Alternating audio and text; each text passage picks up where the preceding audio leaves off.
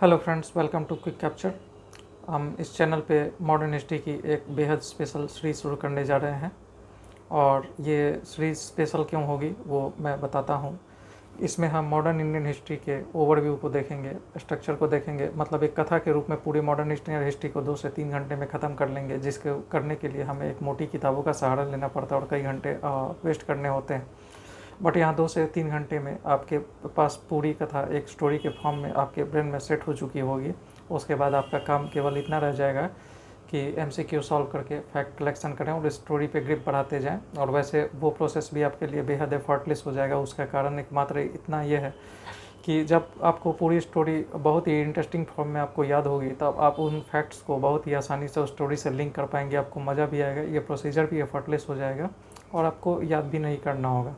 साथ ही जैसे जैसे आप फैक्ट कलेक्ट करते जाएंगे, फैक्ट का बैंक अच्छा होता जाएगा, फैक्ट का कलेक्शन अच्छा होता जाएगा, तो वैसे वैसे आपकी स्टोरी पे ग्रिप बढ़ती जाएगी, जो कि आगे आंसर राइटिंग वगैरह में भी काम आ सकती है। और वैसे भी और देखिए, इस सीरीज़ को जल्द से जल्द, इस सीरीज़ का ऑब्जेक्टिव केवल एग्ज़ाम को क्वालिफाई करना है, ना कि ज़्यादा से ज़्यादा नॉलेज लेना। या वैसे भी देखिए, औरंगजेब की मृत्यु 1707 में हुई थी, ये इन्फॉर्मेशन आपके, ये नॉलेज तो है नहीं, पहली बात ये इन्फॉर्मेशन है और ये आपके किसी काम में नहीं आने वाली है। ठीक है, इंपॉर्टेंट नॉलेज हो सकता है, लेकिन आपके काम में नहीं आने वाली है, ना तो जॉब लेने के पहले और ना जॉब लेने के बाद। इसका यूज़ केवल इतना है कि एग्ज़ाम को पास कर लिया जाए और जॉब ले लिया जाए, जिसके लिए आप पढ़ाई कर रहे हैं।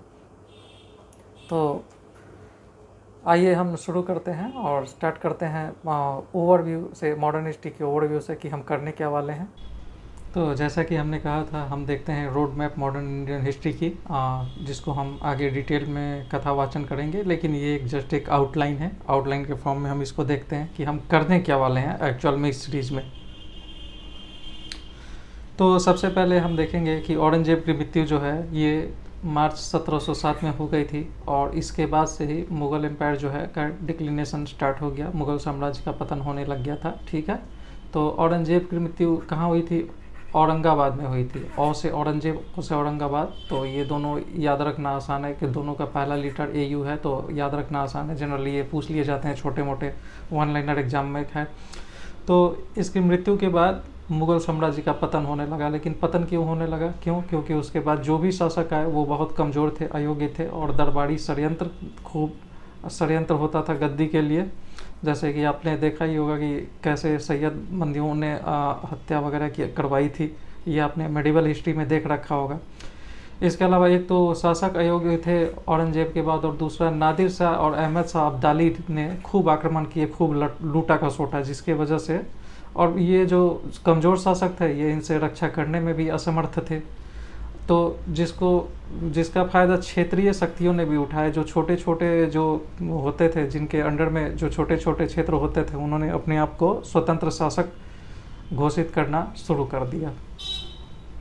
तो जो छोटे छोटे शक्तियाँ और जिन छोटी छोटी शक्तियों का उदय हुआ, उनमें प्रमुख थे सिख, मराठा, हैदराबाद, अवध और ये बंगाल।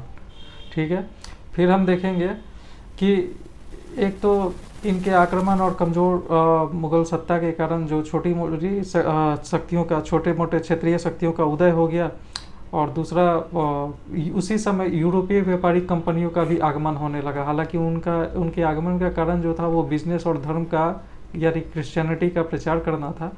लेकिन वो बाद में देखा उन्होंने, मुग़ल सत्ता कमज़ोर होते हुए मुग़ल सत्ता को देखा, तो अब कमज़ोर बुढ़िया के हाथ में सोने के कंगल देख के चोरों का मन आ ही जाता है। तो वही वाली बात थी। फिर ये जो यूरोपीय शक्तियाँ थी, इसमें मुख्य थे पुर्तगाली, डच, ब्रिटिशर्स यानी इंग्लिश और फ्रेंच। ठीक है, तो ये आप याद रखिएगा। कई बार PDF फाइल तो आपको पता ही होगा, PDF फाइल। ठीक है, आप PDF फाइल में ई लगा दीजिएगा। कई बार ये पूछ दिया जाता है कि इनके आने का क्रम क्या था, यूरोपीय कंपनियों के भारत आने का क्रम क्या था, तो पुर्तगीज, डच, फिर इंग्लिश, फिर फ्रेंच। PDF में ई लगा देना है, यहाँ बीच में ई के बाद F आता है। ठीक है, तो देखिए, ये डच जो है प्योरली बिजनेस के पर्पज़ से आए थे, पुर्तगीज जो है बिजनेस और क्रिश्चियनिटी के प्रचार के हिसाब से आए थे। ठीक है, अब देखिए ये, लेकिन ये क्या, ये कंपटीशन में काफ़ी पीछे थे। अब क्या है कि अब यूरोपीय शक्तियों में जो दो मजबूत होंगे और उन्हीं की राजनीतिक महत्वाकांक्षा पूरी हो पाएगी, और उनकी राजनीतिक महत्वाकांक्षा कॉन्फ्लिक्ट होंगी आपस में, तो इसलिए उनमें आपस में भी युद्ध होगा। ठीक है, तो ये किन के बीच में होगा? जो स्ट्रॉन्ग दावेदार होंगे।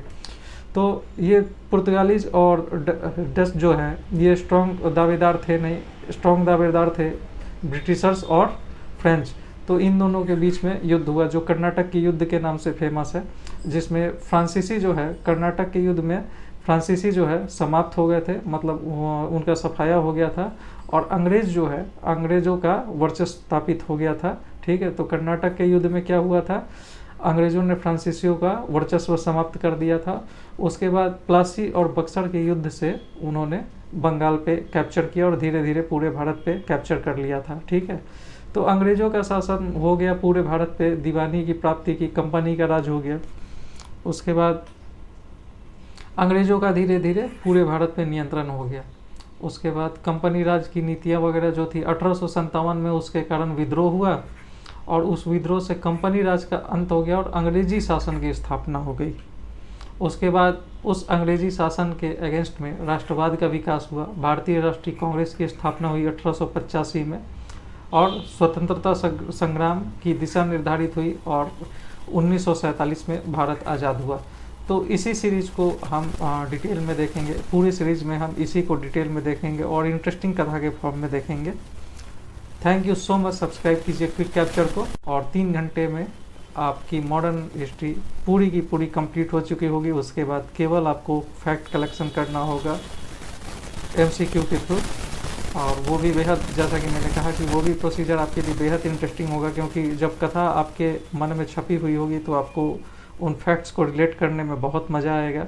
स्टोरी पे ग्रिप बढ़ेगी, जो अगर आपको आंसर राइटिंग वगैरह करनी है तो उसमें भी बेनिफिशियल होगा। इसके अतिरिक्त आपको आंसर राइटिंग के लिए आपकी स्टोरी पे ग्रिप बनती ही जाएगी। और देखिए, फैक्ट कलेक्शन भी आपको ऐसा नहीं करना कि कुछ भी फैक्ट उठा के लगाते रहना है। देखिए, लूसेंट वगैरह और जो घटना चक्र वगैरह है थोड़ा बहुत बना लिया, उसके अलावा फोकस करना है कि कैसे एग्ज़ाम को आप टारगेट कर रहे हैं। ठीक है, तो आपके एग्ज़ाम का टारगेट क्या है, किस तरह के एग्जाम को आप टारगेट कर रहे हैं, उसके प्रीवियस ईयर के क्वेश्चंस को देख लीजिए और उससे अकॉर्डिंग ज़्यादा पढ़ना वढ़ना नहीं है। जैसा कि मैंने पहले कहा, इसका उद्देश्य जो है केवल एग्ज़ाम को क्रैक करना है। तो अपने एग्ज़ाम के नेचर को, जिस टारगेटेड एग्ज़ाम के नेचर को देखते हुए, उसके प्रीवियस ईयर के क्वेश्चन को देखते हुए, उसी अकॉर्डिंग ही आपको फैक्ट कलेक्ट करना है, और वही आपके लिए यूज़फुल भी होगा। अदरवाइज़ आप अननेसेसरी पूरे घटना चक्र और लूसेंट के चक्कर में बैठेंगे तो फिर वो वेस्टेज ऑफ टाइम है और किसी यूज़ का भी नहीं है। तो thank you so much. Subscribe कीजिए क्विक कैप्चर को।